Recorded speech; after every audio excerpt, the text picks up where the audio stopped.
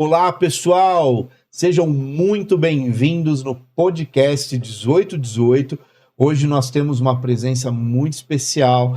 Ele vai trazer a história de vida, e essa história de vida ela está totalmente agregada a um caminho espiritual, uma série de experiências, e eu tenho certeza que vocês irão gostar muito do episódio de hoje. E já aproveito para pedir para você se inscrever no canal, deixar os seus comentários e compartilhar muito o episódio.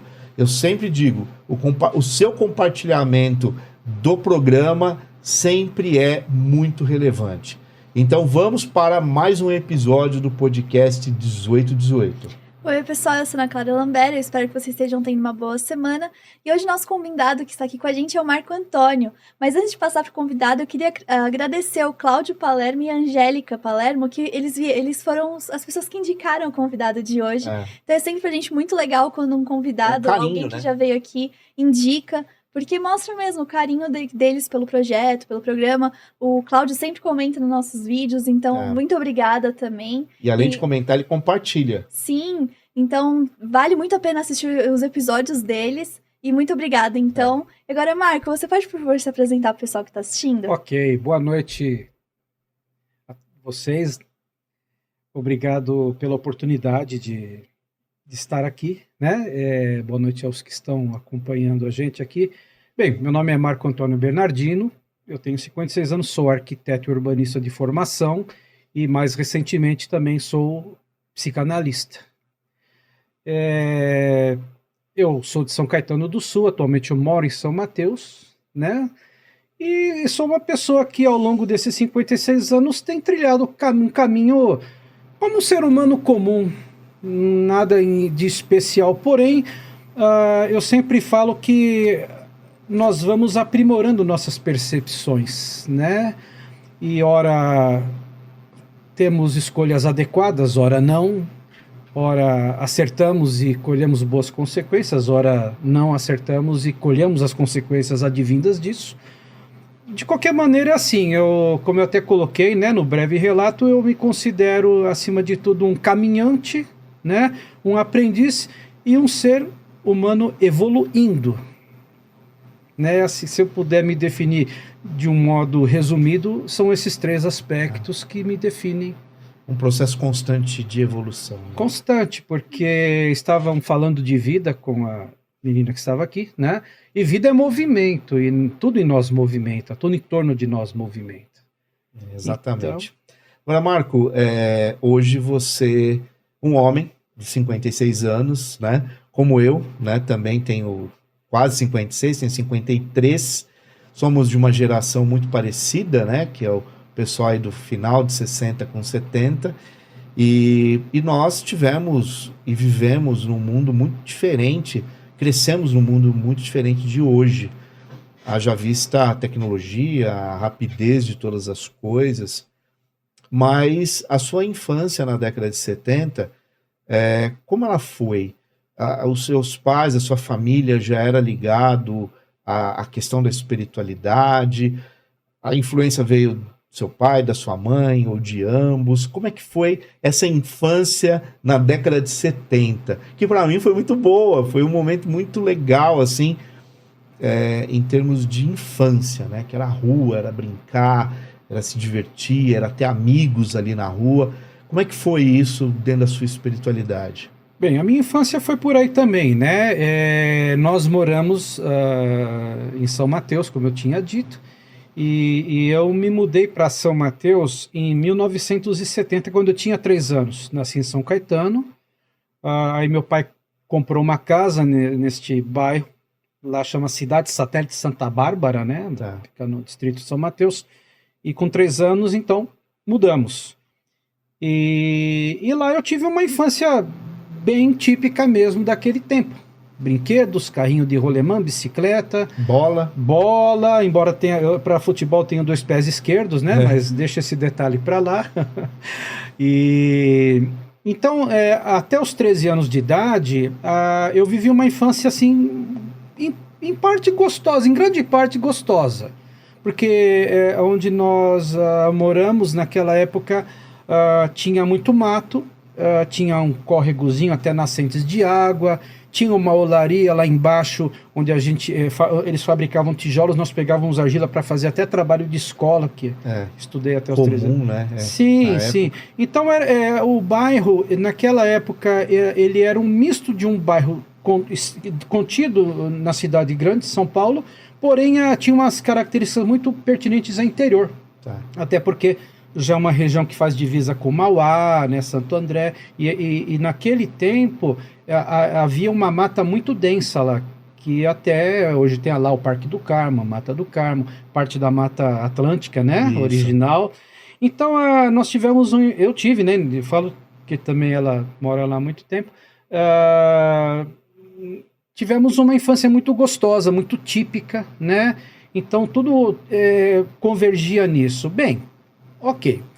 Falando da questão da espiritualidade, os meus pais, eles sempre foram, assim, católicos não praticantes, né?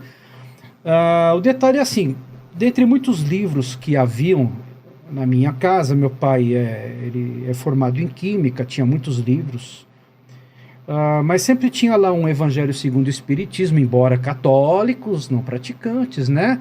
Que eu nunca peguei para ler. Fiz a primeira comunhão, até foi de vontade própria. Entendo. Né? Fazer na igreja local, lá na paróquia.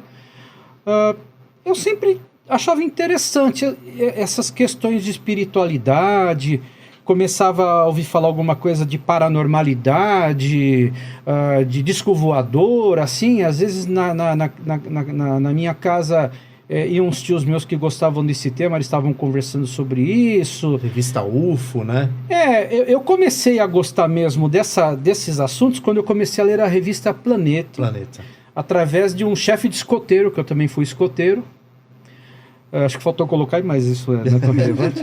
E ele começou a falar muito sobre essa questão de radiestesia, de ufologia. E isso acendeu uma luz em mim, né? Com 13 anos de idade. Aí eu tinha um amigo meu que morava na rua de trás da minha, e a mãe dele era uma senhora chilena que gostava também de espiritualidade. Ela começou eu comecei a me aproximar dela porque ela começou a querer conversar comigo sobre isso assim. É como se eu tivesse virado um discípulo dela. Entendi. Ela começou a me trazer alguns valores sobre espiritualidade, mas sem um vínculo religioso. Ela até recomendou, olha, porque assim, aos 13 anos eu mudei de lá, porque o meu pai comprou um comércio em São Miguel Paulista. Mas eu sempre ia na casa dela, porque eu não me conformava de ter mudado do bairro com 13 anos, deixando amigos, escola. Eu tocava na fanfarra, fazia violão. Eu era um dos fundadores do grupo de escoteiros que tinham lá. Havia uma vida social muito Sim, intensa. havia uma vida social, uma infância gostosa, tudo previsível, bonitinho, um bairro arrumadinho. Aí mudei para São Miguel Paulista, né? Mas eu estava sempre lá. Então, ao longo de muitos anos, ela foi me trazendo alguns valores que até um dos filhos dela um dia chegou para mim e falou: Marquinho, o pessoal me chamava de Marquinho, eu quero falar uma coisa para você. Tudo bem, chamado Daniel, eu sou maçom. Eu vou falar coisas que parecem dispersas, mas depois vai convergir. Sim. Falei, pô, legal, eu falei para ele, eu ouvi falar alguma coisa, né, na história, que tinha lá os padres que eram e não podiam mais por causa da bula papal na época, que Dom Pedro I era maçom, José Bonifácio, mas eu não sei o que é isso, cara. Ele falou, na hora certa você vai saber. Pode ser que você seja um lá na frente. Ok, nisso aí eu mudei e fui tendo contato com eles até que eu comecei a ler sobre maçonaria. Isso você lembra a idade, Marco? Eu comecei a andar sozinho por São Paulo com 14, 15 anos, já morando em São Miguel. Tá. E meu pai tinha um comércio, a gente trabalhava até meio-dia, comecei a trabalhar com ele com 13 anos atrás do balcão. E então o resto do domingo que eu tinha, eu pegava a minha mesada, eu ia andar no centro da cidade. A Rua São João, a Avenida São João, tinha muita livraria. Muito sebo também, né? Eu era rato de livraria. E eu sempre ia atrás disso. Tinha a Casa Fretem lá na São Bento, que eu adorava. Foi lá que eu comprei meu primeiro pêndulo, meu primeiro livro de radiestesia que eu tenho até hoje. E eu comecei a comprar livros de maçonaria, comecei a devorar. Aí essas coisas começaram a germinar em mim, algumas curiosidades, algumas coisas, né? Bem, eu estou contando um pouco rápido, mas enfim, até que morando em São Miguel já me formei no ginásio, fiz o colegial técnico de desenho arquitetônico. Em 88 eu estava num momento meio ruim, porque eu saí do meu primeiro escritório de arquitetura, fui para um outro que era horrível trabalhar. Eu parei a faculdade que faltou grana, e eu estava num estado assim muito triste. Não digo deprimido, porque depressão é uma coisa muito séria, mas muito, eu estava entristecido. Até que um grande amigo meu até hoje me convidou para visitar um centro espírita em São Miguel. E isso eu já estava com 22 anos, eu dei um pulo aí, tá? Aí, vamos lá, vamos conhecer. Eu era um pouco assim, espiritismo, né? Não sabia distinguir de alguma religião de matriz afro, eu era totalmente ignorante nessa parte. Embora tivesse uma espiritualidade germinando, mas é claro, como todo jovem, alguns preconceitos... curioso, né? Assim, lendo muitas coisas diversas, né? Sempre pegando aqui, pegando lá, né? Aí, eu fui nesse centro num sábado, numa reunião de mocidade. Eu simplesmente me apaixonei. Me apaixonei. Em pouco tempo, eu me tornei dirigente da mocidade espírita. Fiquei por 5 anos. Aí, lá, através da mocidade, eu comecei a trabalhar com evangelização infantil. Eu não tive tempo de fazer o curso de médiuns, que nesse meio tempo eu voltei para a faculdade, né?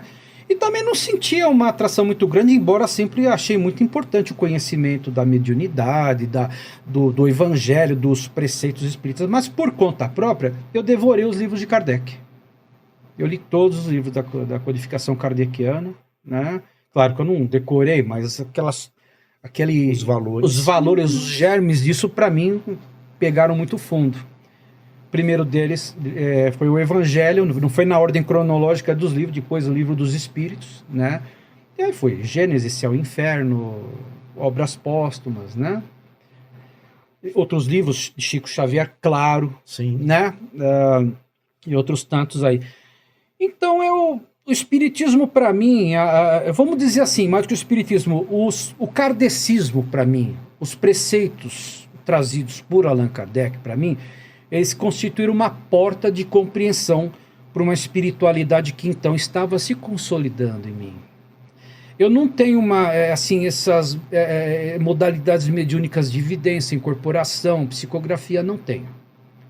Eu brinco com a minha esposa que nesse ponto eu sou rude, ela fica brava comigo, que eu sou rude nesse ponto. Eu não tenho essa sensitividade. Mas, por outro lado, sempre tive uma intuição, uma inspiração que eu creio que seja... Sim. E é tão valorosa quanto qualquer outra modalidade, sem dúvida. Então, nesse meio tempo, eu comecei a ser convidado para dar passe, né? É uma outra coisa que eu sinto que eu tenho também, essa coisa de doação de energia, tanto que eu sou reikiano hoje em dia. Só nível 2, mas sou reikiano. Dei passe, às vezes fazia as preleções lá, baseadas no evangelho, eu sentia que vinha uma coisa muito legal, que não era minha, ou só minha, né? Trabalhei com desobsessão e tive experiências muito legais que me consolidaram. Nessa mesma casa. Nessa mesma casa, que é o Centro Meimei, que acho que ainda é um departamento de assistência social do Bezerra de Menezes da Penha, que tem lá o abrigo de idosos, né, muito tempo. E aí eu voltei para São Mateus em 89, aí também passei a fazer parte de um centro kardecista lá, São Mateus. Então eu tive um contato muito forte com o espiritismo kardecista. Aí segui minha vida, estudando, fazendo a faculdade, né? E lendo bastante coisas também, devorava Planeta direto. O Planeta para mim era referência. Era uma referência. E realmente o Planeta sempre teve artigos muito bons. Sim. Eu nunca consegui ver superficialidade nos textos de quem redigia lá as matérias. Sempre achei muito bem fundamentados. Tanto que eu tenho um livro de I Ching, de 83. A minha esposa me deu um livro do Richard Wilhelm, né, que o Jung fez o prefácio. Desculpa. E tá lá. Eles pegaram certinho, não ficou nada distorcido. Enfim. Então... O meu percurso foi assim, até que eu tô pulando um pouco, mas é que eu tô pegando os pontos de espiritualidade que são referências. Já formado em arquitetura em 93, né? Eu fui iniciado na ordem em 96, desculpa, me formei em 93, em 96 eu fui iniciado na ordem maçônica, né? E também, ao mesmo tempo, entrei na Ordem Rosa Cruz, fiz um rápido percurso na Rosa Cruz, mas a maçonaria foram 5 anos. E nesse ínterim, todas essas experiências, ainda que modestas, foram me construindo como pessoa, né? Um dos grandes pontos foi quando eu fui iniciado no Reiki, porque eu encontrei uma finalidade prática a partir do momento que eu comecei a, muito poucas vezes, mas efetivas vezes, a ministrar em algumas pessoas. Aquilo para mim foi um processo assim de acréscimo muito forte, né? Mas aí em 2001 eu acabei me afastando da ordem maçônica. Eu fui até o grau 17, porque eu fazia parte de uma loja que era do rito escocês antigo e aceito, que tem 33 graus. Tá. Eu fiquei 5 anos, fui até 17 graus. Em 2001, por alguns motivos pessoais, eu me afastei da ordem e aí em 2001 eu assisti um filme chamado Pequeno Buda. Esse filme, para mim, foi Tocou. Eu já gostava dessas questões orientais quando eu era novo, mas não entrei tão a fundo. Então, onde é que eu quero chegar com isso? Quando eu assisti esse filme, eu senti uma atração muito forte por conhecer o budismo. Aí eu comecei a comprar alguns livros, comprei a Doutrina de Buda, que é um dos livros mais famosos, que é da Escola da Terra Pura. Li algumas coisas sobre o Zen Budismo, assim, por conta. Mas aqueles preceitos básicos que eu li me cristalizaram uma visão aonde, naquele momento, 2001, convergiram todas as minhas crenças e as minhas visões de vida. Né? Enfim, paralelo a isso, né, nós estamos casados há 5 anos, mas eu estava num outro casamento, né? Aconteceram várias coisas na minha vida e o budismo, naquele momento, ele foi para mim uma grande convergência das minhas crenças, até por situações que eu passei na vida e que eu precisei lidar com consequências de algumas escolhas, né? Então, nos momentos que foram mais difíceis para mim, que culminaram então no divórcio do meu primeiro casamento, os momentos que foram muito dolorosos foram os momentos em que essa intuição começou a me trazer coisas, onde eu aprendi que a intuição ela é uma conexão com o cósmico, como falam os Rosa Cruzes, né? Com a espiritualidade e também a sua experiência de vida, o aprendizado que você construiu, as referências que você amealhou, né? Então, nesse processo todo, eu percebi coisas que não me levaram a ter uma religião, embora eu flertei com algumas aí, né? Entre religiões e algumas escolas, mas me trouxe um sentimento de ter uma espiritualidade, uma certeza acima de tudo, de ter uma espiritualidade. Espiritualidade calcada em uma busca de um autoconhecimento, e esse autoconhecimento implica, antes e acima de tudo, olhar para suas sombras, olhar para si e ver o que você precisa melhorar em você. Eu não vou falar está errado, não, é inadequado. Essa coisa certo ou errado, no meu entendimento, é relativo. Mas é o inadequado para o caminho que eu pretendo seguir como ser humano em construção. Ou como um ser em construção. E nesse ínterim eu me divorciei. Aí, pouco tempo depois, eu e Vera nos reencontramos, que a gente já se conhecia. Do bairro. Do bairro, sim. Que é uma pessoa na minha vida assim que, nossa, eu não tenho palavras para dizer o quanto que nesses 5 anos eu cresci, né? Eu eu me enriqueci e me construí mais ainda estando com ela, porque ela também tem uma espiritualidade linda, né? Digna de um dia, quem sabe, estar aqui. Sim, claro. E é uma pessoa voltada às artes, né? Tem uma vida interior muito rica, da qual eu, sem dúvida, acabo aurindo muita coisa boa. Enfim, então essa espiritualidade que eu consolidei, hoje nós estamos tendo uma vivência muito forte na Umbanda, Tá. né? E é uma coisa assim da gente estar sempre lendo livros, conversando sobre, buscando entender o que é, né? E em momento algum se choca com os saberes que a gente teve oportunidade de acessar, né? Entendi.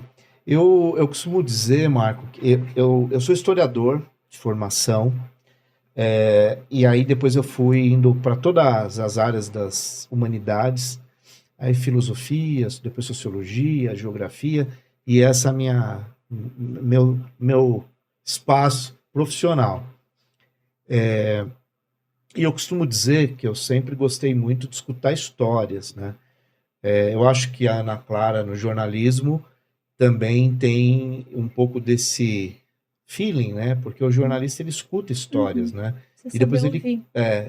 ele tem que ouvir para depois contar da forma mais digna possível, né? Talvez essa é a palavra.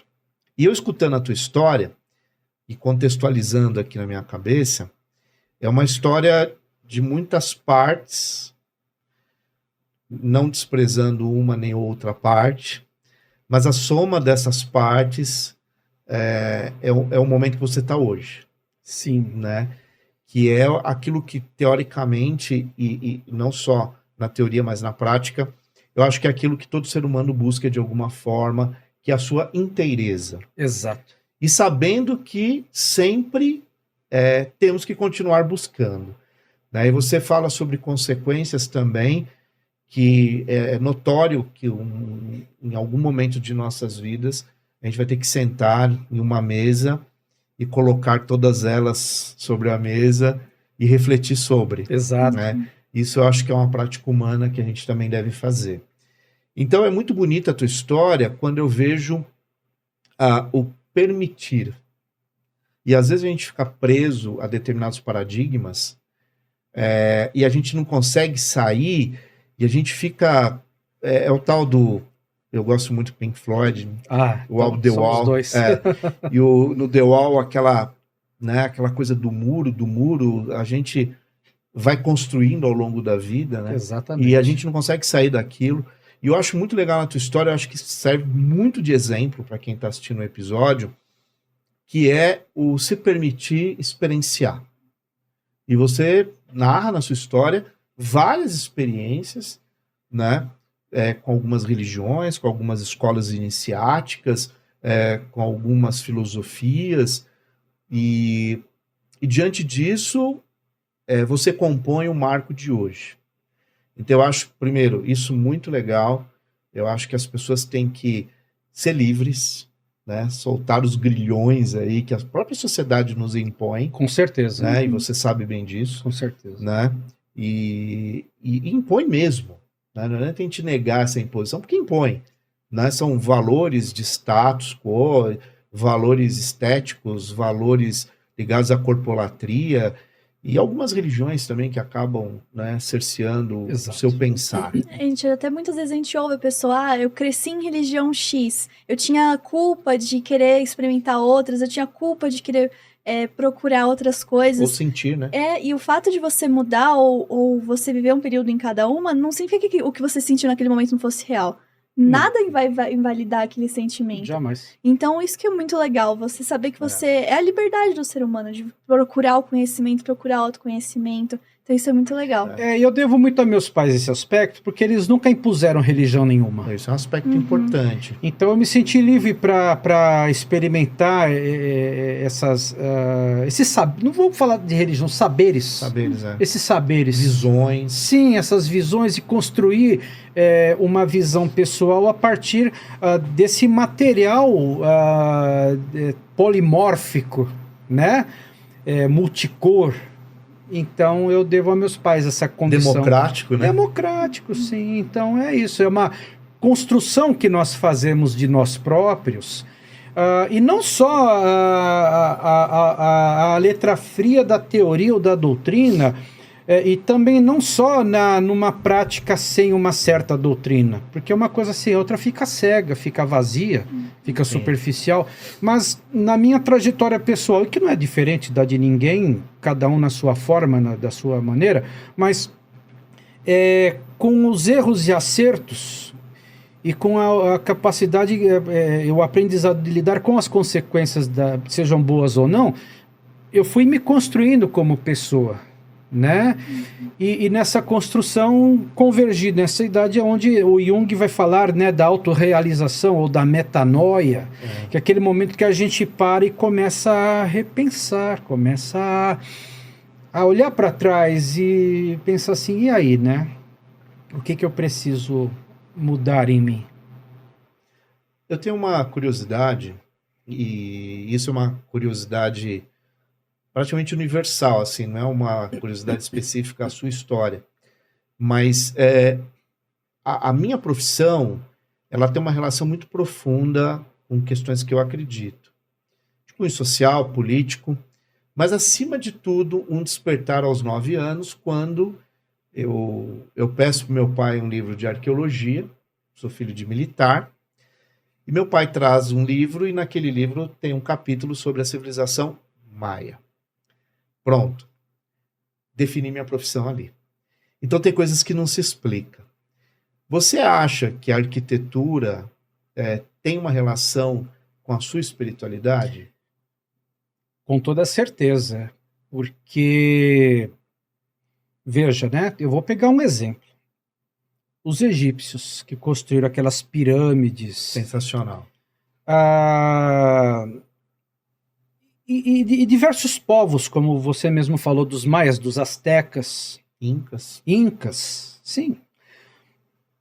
A espiritualidade deles estava fortemente ligada àquelas formas geométricas, né?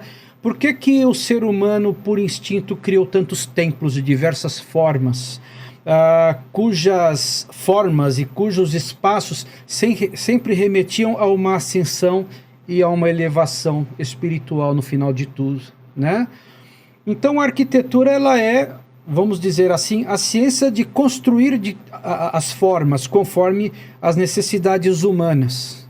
Assim como conceber cidades também, que eu sou arquiteto e urbanista, né, forçosamente. E quantas cidades históricas que nós olhamos e ficamos pasmos de ver, ainda que sejam ruínas, a organização geométrica. Sim. Né? Então a arquitetura, ela é fortemente ligada à espiritualidade porque ela expressa justamente o espírito coletivo de uma sociedade, seja uma sociedade que nos primórdios tinha uma organização que as de hoje não tem, então seja uma sociedade caótica como a que vivemos hoje, né? As cidades, elas são, no meu entendimento, os bairros, num ponto um pouco mais micro, elas são o reflexo coletivo de quem habita. Você anda numa cidade e você tem uma leitura da mentalidade preponderante de uma população. Uma casa, a mesma coisa. Até eu participei de uma live que o Cláudio me convidou na Rádio Palermo, onde eu falei essa questão, né? Uma casa reflete o estado de espírito das pessoas. O arquiteto, muitas vezes, ele vai traduzir anseios de alguém que quer fazer uma casa que esse arquiteto vai projetar. Mas, inevitável e invariavelmente, com o passar do tempo, as pessoas que habitam dão os seus toques. Elas expressam o que elas são no espaço que habitam. Então, a arquitetura... E isso é espiritual. Sim. E dentro dessa questão, a arte e a arquitetura, elas andam muito juntas, né? Inevitavelmente. Muito juntas. Sim. E a arte é uma manifestação efetiva da espiritualidade. Sem dúvida. Não, e as próprias instituições, elas sempre usaram da arquitetura e da arte como forma de expressar o que elas... Por exemplo, você vai em muitas igrejas, tem histórias da Bíblia, passagens da Bíblia em murais, em mosaicos, em pinturas. É uma forma de educar, é uma forma de... Eu sou apaixonada por arte, pensei em fazer arquitetura, inclusive, quando eu estava querendo escolher o que eu ia fazer para a vida. Mas eu acho fascinante como elas conseguiram fazer. A entrada é um arco grande, porque para você se sentir pequeno em relação à grandiosidade da fé. Então, sempre foi um artifício muito usado por a maior parte das religiões e das manifestações de fé, como reforçar, né? Trazer de forma material o que é o espiritual, né? Então, eu acho fascinante isso. E a arquitetura, ao longo da história, ela tem uma relação com o sagrado, né? Haja vista...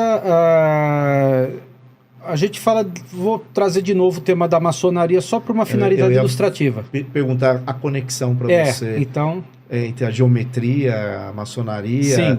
Então você já foi no foco. A maçonaria, hoje ela é uma associação, digamos assim. Eu não vou pôr essa pecha de sociedade secreta. Vamos falar de uma associação onde, nos primórdios, ela era formada por homens que trabalhavam com construção de templos e palácios que dominavam a geometria sagrada.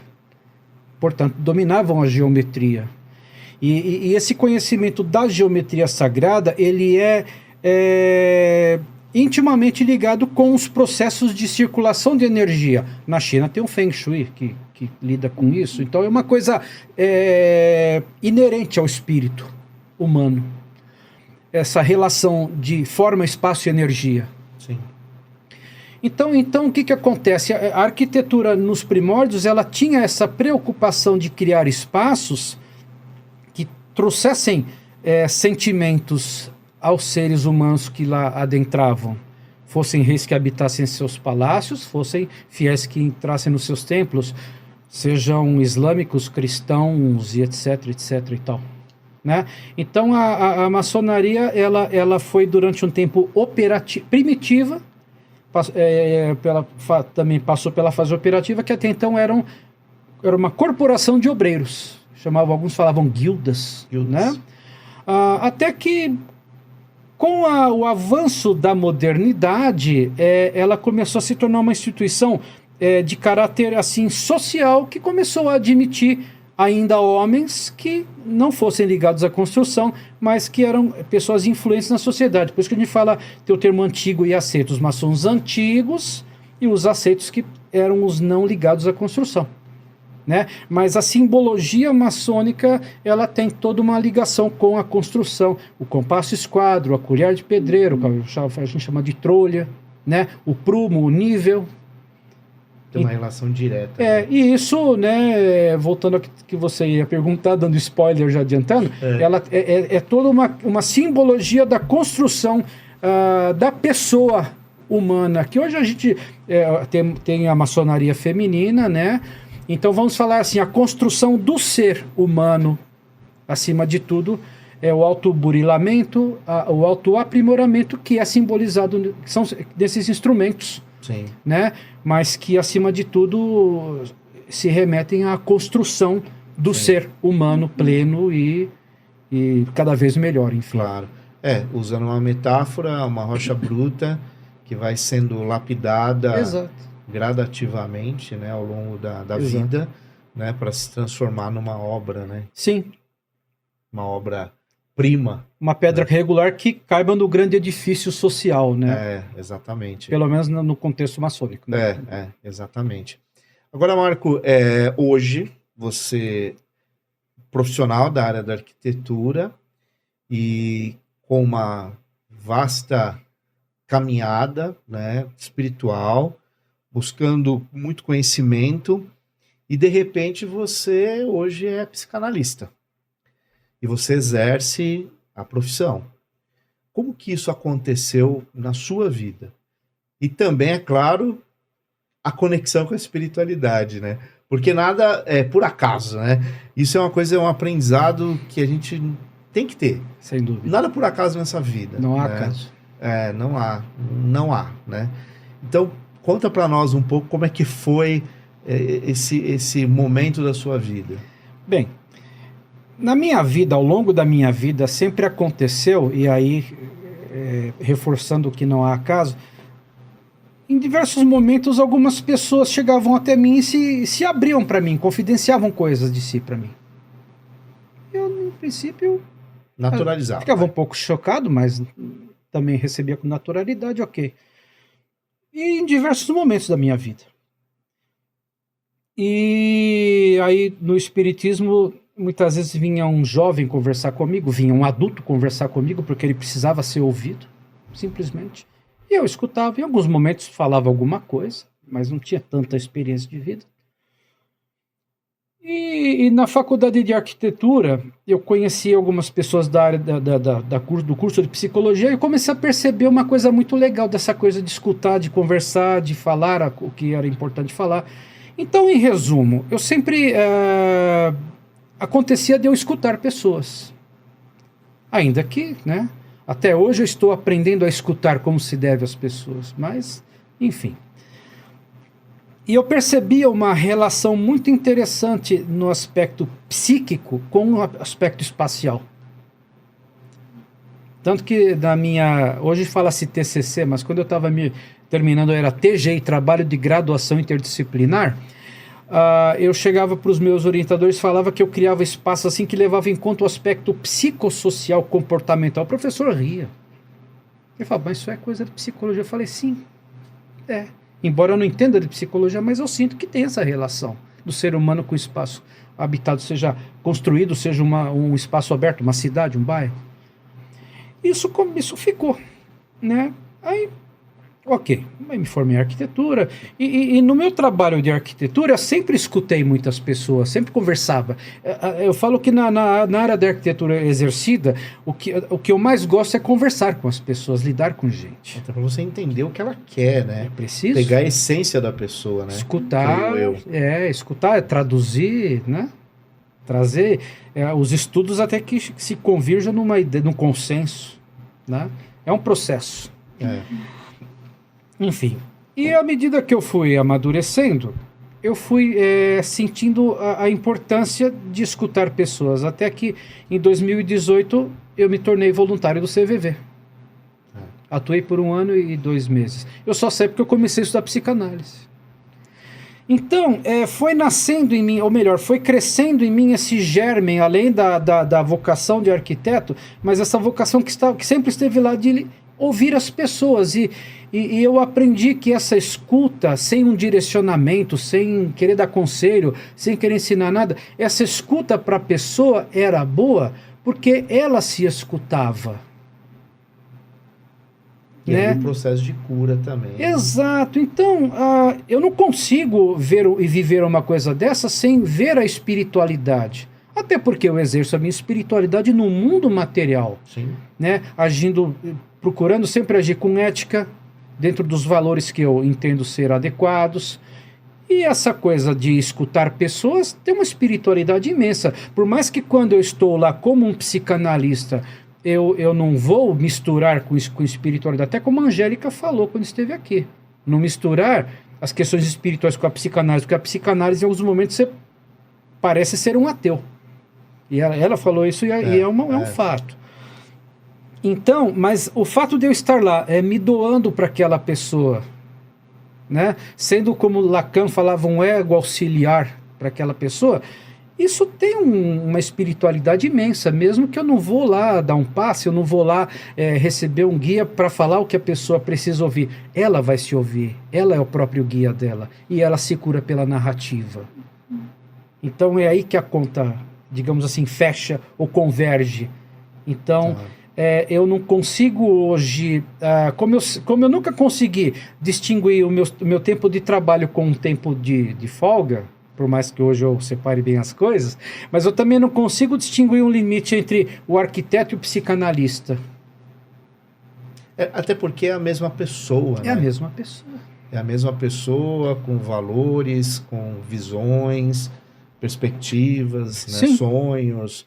É muito complicado. Eu sempre falo sobre isso, né? Não dá para viver em partes. Se você vive em partes, você não vai ser feliz. A fragmentação que uma pessoa vive é uma doença, uma patologia. E tem pessoas que incorporam isso de fato, né? Elas criam personagens para cada espaço que ela habita. É o que Jung chamou de personas, né? Sim, máscaras, né? E isso é perigoso, né? É muito perigoso. Porque nós inevitavelmente, vivendo em sociedade, a gente acaba até sem perceber ostentando personas. Até às vezes uma questão de sobreviver, se formos parar para pensar. Não tenha dúvida. Né? Mas ao mesmo tempo nós só crescemos na vida de relação. E à medida que nós crescemos na vida de relação, um grande desafio é você viver numa sociedade conforme os seus valores. Sim. Né? Então hoje eu sou um cara que com 56 anos, eu trabalho como arquiteto de uma maneira que eu faça conforme os meus valores. Eu vou atuar, estou atuando como psicanalista, conforme os meus valores. E eu vou vivendo, procurando cada vez mais, conforme os valores que eu entendo ser adequados para que eu seja uma pessoa que, no mínimo, não seja nociva às pessoas que me cercam. Essa fala, eu tava até procurando o nome aqui. Eu li um livro recentemente que o nome é Life Ceremonies. E ele é da Sayaka Murata. E esse livro é um livro de contos e tal, então são vários contos diferentes, mas acho que eu não lembro se é o penúltimo ou se é o último conto. Conta a história de uma menina que ela acha que ela não tem personalidade própria. Porque ela se adapta a cada grupo que ela tá, ela cria uma personalidade. Então, no colégio, ela era tal personalidade, na faculdade, no trabalho, e assim vai. E ela vai contando o quanto ela tinha histórias, tipo, ela tinha como se fosse personagens que ela atuava em cada momento.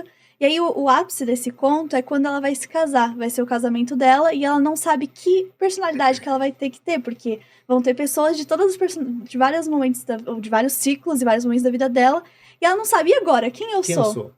E aí ela fala, eu não sou ninguém, porque eu não tenho uma personalidade que seja minha. Eu sou o que as pessoas querem que eu seja naquele ambiente. Então, na faculdade, ela era chamada de a princesa. Aí, no trabalho, eles achavam que ela era uma mulher mais masculinizada. Então, para cada grupo, ela era completamente diferente. E ela fala com toda a consciência, eu não sou ninguém. Eu sou o que os outros querem que eu seja. O conto, ele termina meio... esse livro eu gostei, mas não gostei muito. Mas alguns contos eu achei muito ruim, mas esse eu achei interessante, porque termina no momento... Ela não vai mudar. Essa é a personalidade dela, ela não tem. E é isso, ela aceita a falta do eu, né? Então é bem interessante. Eu lembrei de um filme do Woody Allen que eu assisti nos anos 80, chamado Zelig. Que ele se moldava, né, ao grupo de pessoas com quem ele estava, né?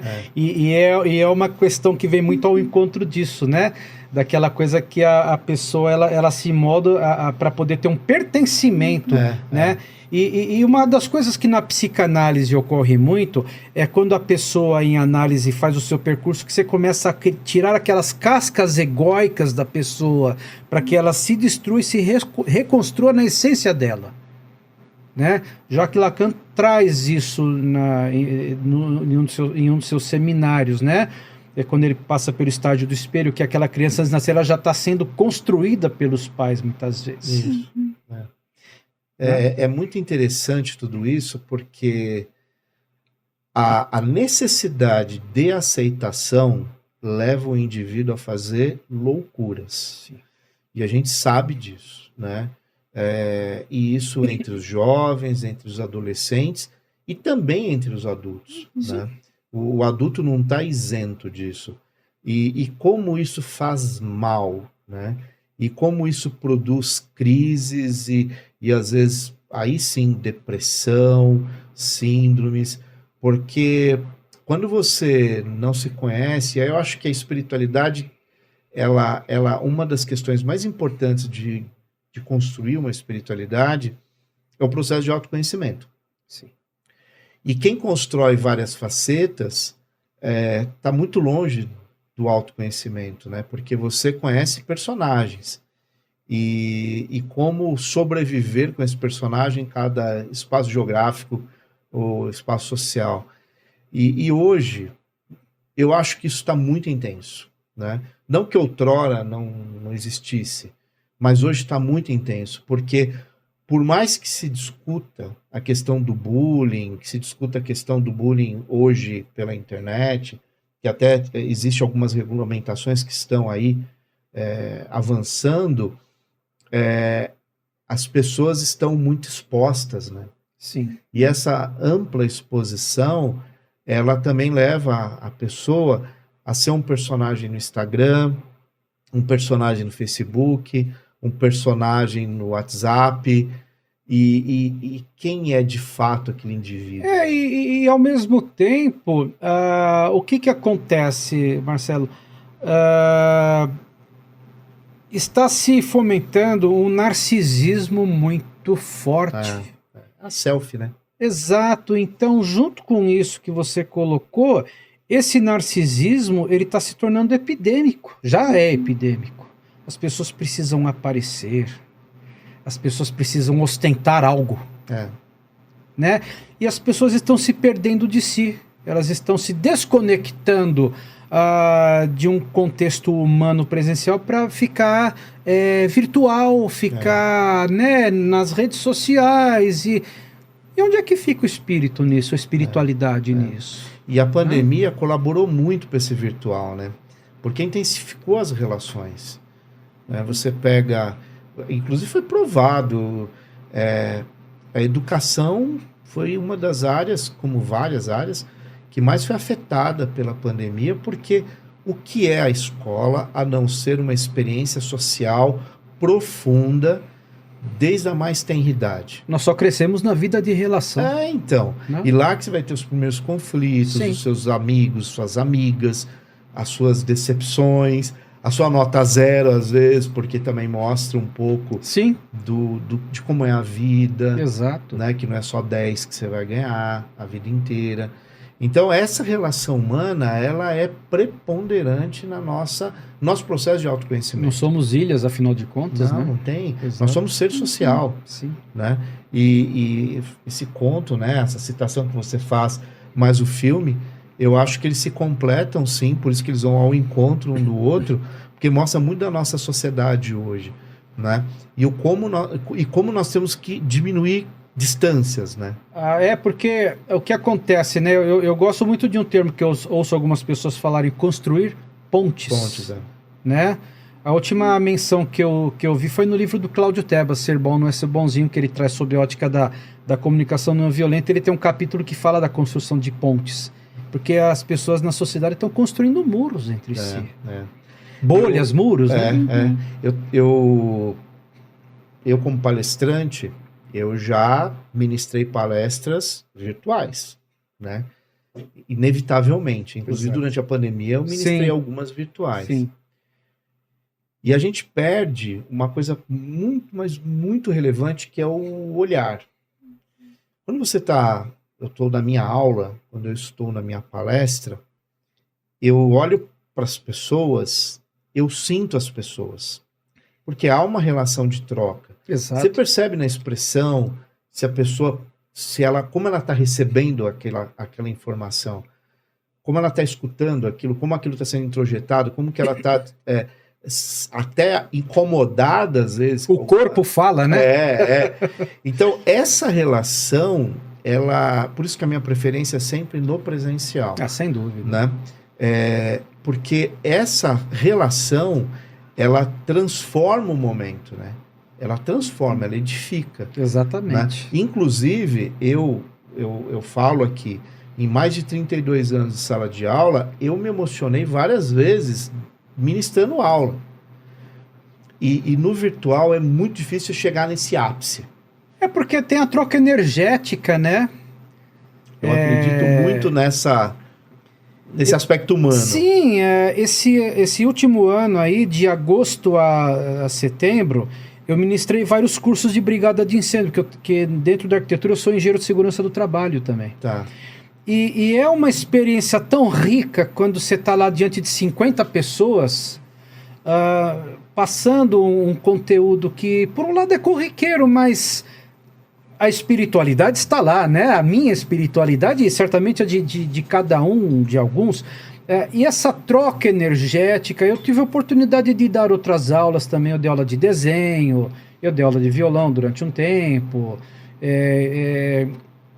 E algumas vezes eu também falei algumas coisas em público, em pequeno público, mas falei. Essa troca, essa conexão que a gente cria aqui, né? Nós, né? Todos que estão aqui, isso é rico. Né? Eu gosto muito de uma frase que diz: quando duas pessoas trocam seus pães, cada uma vai embora com um pão. Quando trocam as ideias, no mínimo com 2 ideias a gente sai. Com toda certeza. Então nós somos somas, É. no final das contas. Né? E uma das coisas que eu acho muito legal no programa é onde cada convidado ou convidada traz a sua experiência, a sua história, o quanto eu aprendo, né? O quanto nós aprendemos. Porque são experiências muito específicas, né? Histórias muito bonitas de superação, a gente já escutou aqui histórias muito legais de superação, e o quanto a espiritualidade, ela atua, às vezes de uma forma muito silenciosa e muito sutil, mas como ela sempre está lá, né? E espiritualidade cada um entenda da maneira que quiser. Deus, né? A manifestação dos espíritos, Sim. Cristo, mas é a manifestação efetiva desse sagrado, que é o que o 1818 tenta trazer. Agora, Marco, deixa eu te fazer uma pergunta. Isso é uma curiosidade nossa aqui do programa. Sim. Você já teve experiências que você atribui a milagre? Você fala assim, isso aqui foi um milagre que eu vivi. Olha, eu não, como eu falei, eu não tenho assim uma mediunidade, uma sensibilidade tamanha que eu possa ter tido algo tão assim, digamos assim, maravilhoso, fantástico. Mas eu diria para você que o grande milagre que eu tive foi quando eu estava na minha transição, saindo do meu primeiro casamento, onde eu sofri diversas coisas aí muito fortes por consequências de escolhas minhas. Não é o caso aqui de trazer tão detalhadamente. E no momento em que eu estava me sentindo a pessoa mais desprezível do mundo, a pessoa mais abjeta do mundo, vinham coisas por intuição que me fizeram reerguer, né? Como eu disse, a minha grande sensibilidade, uma delas é a intuição. E tempos antes eu já intuía algumas coisas que eu que vinham como frases, que eu acabei criando um livro chamado Viagens da Alma, que eu fiz uma publicação por um tempo, mas eu preciso agora trabalhar para republicar. É um livro muito modesto, mas são as minhas reflexões. E dentro dessa pegada, me veio uma grande frase, né? Que até eu falei isso no começo, né? Aprimoradas as percepções, fazer melhores escolhas e através das melhores escolhas colher boas consequências. É quando nós tomamos as rédeas de que somos seres em evolução e temos a responsabilidade, então, das nossas atitudes. Sim. Então, o grande milagre que pode ser, eu tenho outros, mas esse é o que mais me pega, porque quando isso me reverberou fortemente, eu comecei a me reerguer, a me reconstruir, né? E qual foi o grande sinal que eu tive, já que era uma questão que se tratava de relação, tal? Foi quando, um tempo depois separado, eu passei a me relacionar com a Vera. Tá. Eu já falei isso para ela, que para mim foi um sinal do universo. Cara, então você está sincero no teu caminho, então é isso aí, continue assim. Tá. Você compreende isso como um presente que a vida Sim, lhe proporcionou. exatamente, porque através disso, e até rememorando algumas coisas que lá atrás eu intuí primeiro e escrevi, eu percebi que à medida que nós olhamos para nós com coragem e vontade, nós começamos a ter os nossos despertamentos. Aí é que vem a coisa do budismo, né? O despertamento. Ou a iluminação, mas eu prefiro chamar de despertamento. Sim. Então, para mim, a vida diária, essa é uma frase, um chavão bem assim, um jargão, mas é um fato. Todos os dias nós temos esses milagres, né? Mas à medida que nós começamos a nos olhar, muitas vezes através de críticas e apontamentos de coisas que a gente não gosta de ouvir, mas a gente pega aquilo e fala, não, é isso. Os milagres acontecem porque você se abre para eles, de alguma forma, né? Então, o que mais eu tenho para poder te responder é quando isso veio para mim e eu percebi o quanto isso faz sentido, ou pelo menos fez para mim e faz até hoje. E que necessariamente tem uma ligação objetiva com o amor, né? Só o amor constrói, né? Eu costumo dizer, né? O amor, ele de fato, a mola propulsora para todas as grandes mudanças positivas em nossas vidas. O ódio não leva a isso, né? Ele destrói, né? Porque ele está carregado de inveja, está carregado de pensamentos... É tudo aquilo que avilta o espírito humano, no final das contas. Exatamente. Né? E que tira você de uma perspectiva de crescimento, de evolução.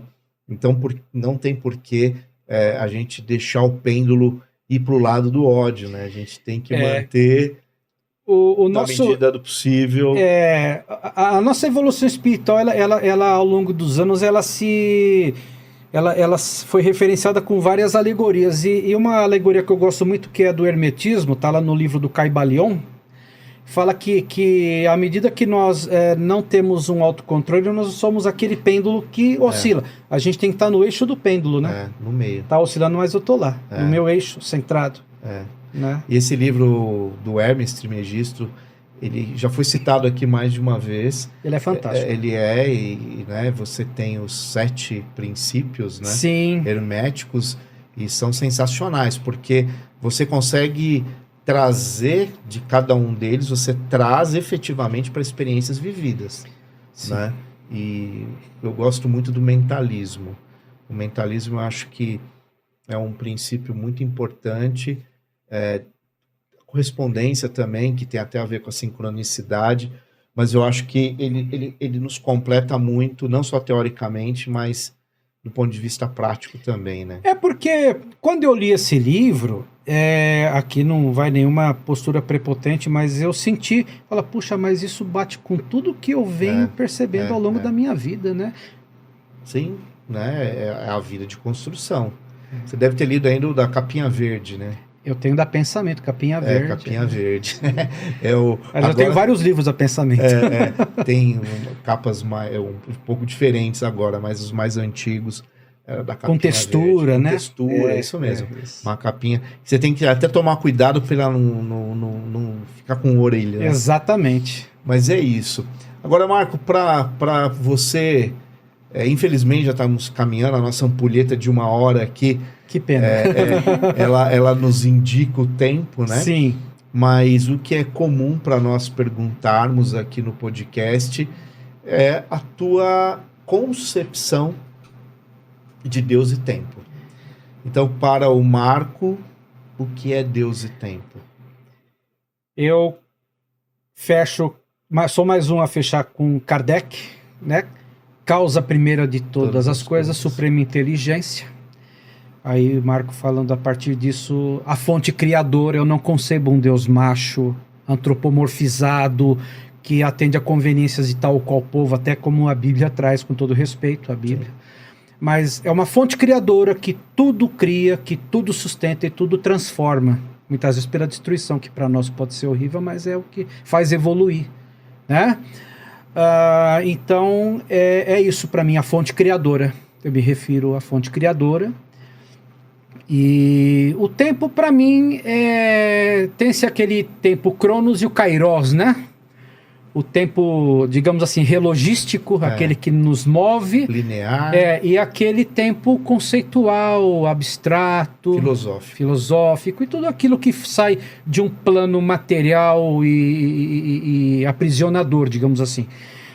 O tempo é aquilo que, inevitavelmente, nós temos que viver com a relação tempo-espaço, né? E que no fim ele é uma palhinha do eterno, que é uma sequência de agoras, assim que eu penso a respeito do tempo. Tá, muito legal. Muito legal. Agora, antes de pedir para você deixar a sua mensagem final, vou falar novamente da Lute Benedetta, que é a nossa patrocinadora. Ela é uma loja de velas, então ela faz velas, aromas, e é tudo pensado para trazer esses momentos de reflexão, esses momentos de bem-estar e autocuidado no nosso dia a dia. Aqui nós temos a exclusiva 1818, né, com o aroma 1818. Então, agradecendo a Lute, e já vai ser o seu presente.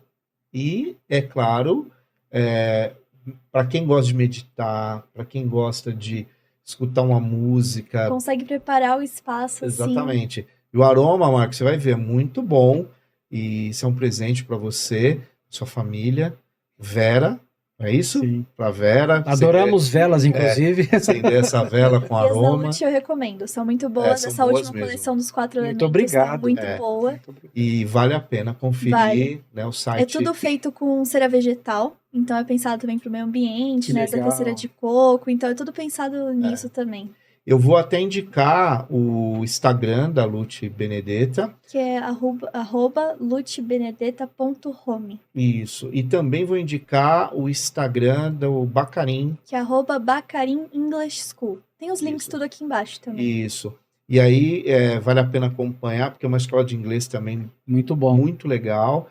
E o Anoesis, que é um psicólogo que fundou a Anoesis, que na verdade o foco deles principal é atender brasileiros que estão fora do nosso país, do nosso território, e que, por incrível que pareça, eles passam por vários dramas emocionais. Eu imagino. Pela distância, por estar longe da família, a solidão. Incertezas. E eles dão todo esse aporte também. Então, a Noesis, que nos apoia, é patrocinador. E a RPA Produções, que ela é uma empresa de eventos. Então, se você está pensando em de um evento para sua empresa, ela é perfeita, porque ela tem todos os contatos, ela faz um evento personalizado, então vale muito a pena. Sim, e o Rodrigo tá lá, o Rodrigo Águida, vai te auxiliar dele, né, de anos incrível. E anos são os eventos. Agora vamos para a mensagem final. Sim, ela não vai sair daquilo que eu falei, né? Então o que eu direi é assim, na vida realmente eu sinto que nós podemos, é adequado que nós aprimoremos as nossas percepções de vida e que ela nos leve a boas escolhas, essas escolhas a boas consequências, porque é sinal que nós nos assenhoreamos do fato de que somos seres em evolução, somos seres evoluindo, né? O tempo verbal que mais cabe no nosso plano de vida é o presente contínuo, que estamos sempre crescendo, aprendendo, evoluindo, construindo. Sim. E dessa forma, nós sempre vamos seguir esse caminho de evolução com 3 ferramentas muito importantes: conhecimento, autoconhecimento e prática do bem, dentro daquilo que é possível para cada um fazer. Dessa forma, eu sinto que se trilha um caminho sempre, como fala o Super-Homem, para o alto e avante. É isso. Agora, Marco, se você quiser agora nesse momento deixar suas redes sociais, algum contato, porque pessoas se interessam pela psicanálise, pessoas buscam profissionais, é o seu momento. Bem, para falar comigo, preferencial e predominantemente, o meu telefone, o WhatsApp, o 11984600400. Quem quiser informações sobre o atendimento psicanalítico, entre em contato comigo, né? Pode me chamar pelo WhatsApp, ou se quiser ligar, eu estarei à disposição para poder conversar, receber, acolher, né? Dentro do que cada um tiver interesse. Eu sou, assim, muito modesto com relação à internet, tá? Mas temos a Vera também está se formando em psicanálise, temos um plano de trabalhar nisso juntos. Temos um perfil no Instagram, @aflorai, é AHFLORAI, Aflorai, né? E também no Face tem uma página chamada Aflorai, também. São por esses 3 caminhos, né? E e-mail também, mab.psicanalista@gmail.com. São esses os caminhos para quem quiser conversar comigo e saber como que eu posso auxiliar dentro do contexto psicanalítico. Ok, então tá aqui, fica aqui todas as referências, né? E muito obrigado pela sua presença, foi muito enriquecedor para todos nós. Tenho certeza que a gente costuma dizer que os 818 são propostas, histórias, ideias, momentos que, sem dúvida nenhuma, vai impactar muita gente. e vai inspirar muita gente, né? Então, esses diálogos que impactam é justamente nesse sentido, né? Para melhor, uma sociedade melhor. Então, muito obrigado. Foi muito bom o programa de hoje. A gratidão é toda minha pela oportunidade. Eu me sinto, assim, enobrecido, né? Porque, assim, sou uma pessoa comum. Como nós. Como todos nós, e se comunicar é se pôr em comum, né? Na etimologia. Então, isso para mim é um enriquecimento, Sim. É uma coisa que vai ficar no meu percurso, na minha história, e eu acredito que é recíproco isso. Então, eu me sinto enriquecido e muito obrigado mesmo pela oportunidade de estar aqui. Muito obrigado. A todos vocês. Bem, chegamos no final de mais um episódio do podcast 1818. Como sempre, eu peço a você que se inscreva no canal. É fundamental que você faça isso para nos ajudar a ter mais e mais relevância nesse programa. Vou pedir para você, é claro, compartilhar muito todos os grupos de WhatsApp, família, trabalho, amigos, prédio, condomínio, enfim, todo mundo, porque eu sei que vai chegar essas palavras para alguém que precisa escutar essas palavras, e sempre vai ter. Então, nos ajude compartilhando muito o programa de hoje. Claro, todos os episódios anteriores, que são mais de 50 já. Então, a gente tem muito orgulho disso. E vou pedir para você deixar seu like e comentar, até para o Marco poder interagir aqui. Né? Se você tiver alguma dúvida sobre psicanálise, um pouco sobre a história dele, deixa seu comentário aqui, porque certeza que a gente vai ter uma interação. Muito obrigado. Eu desejo profundamente a você muita, muita e muita luz.